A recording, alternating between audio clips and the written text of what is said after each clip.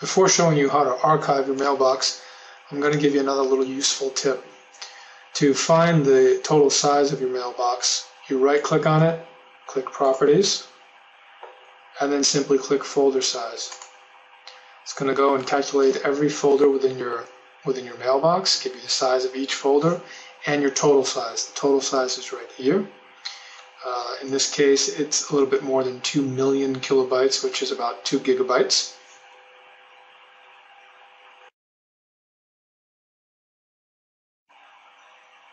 Okay, let's do some archiving to clean that up and make that 2 gig smaller.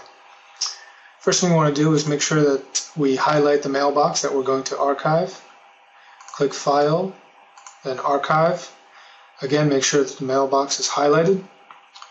Archive items older than, we want to put in the appropriate date. Right now I have 1/1/2009, which is going to archive everything in 2008 and prior. I'm going to keep that.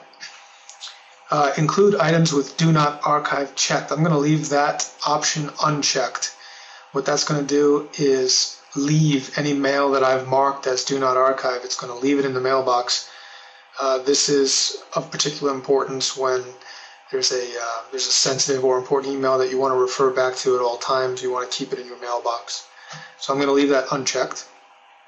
And then the last option, Archive File, this is the name of the location where the archived mail is going to go. It's a PST file. I'm going to click Browse. The default sometimes is usually something like Outlook PST. You want to give it a name that's relative to the archive that you're doing. In this case, I'm archiving everything in 2008 prior, so I'm putting in a name of archive2008.pst. So I'm going to keep that. I'm going to say OK. And I'm going to say OK again, and the archive is going to start. You know that the archive is starting because down here in the lower right-hand corner you see a status of archiving, and you can actually cancel the archive if you want to.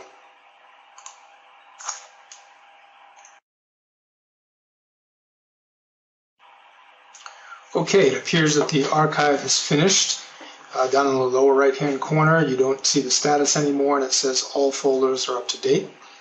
So the archive is finished. If we go over to the left-hand pane where the folder list is, we now see an archive folders has appeared in the list.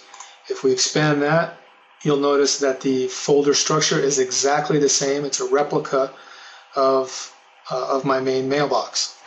And that's the really cool thing about this. About archiving in this method, it keeps your entire folder structure. So if you have folders and subfolders, etc. in your mailbox, then it's going to keep all that intact and just place the emails that you've identified to archive, and it's going to place them in the correct folder structure. It's really useful when you're referring back to an archive folder.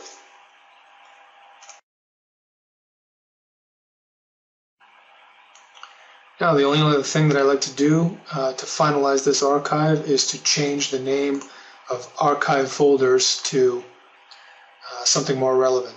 So we right-click on Archive Folders, click Properties, then Advanced, and this is where you can change the name of the folder. So instead of Archive Folders, I'm going to call it Archive 2008 to match the name of the PST file. I'm going to say OK.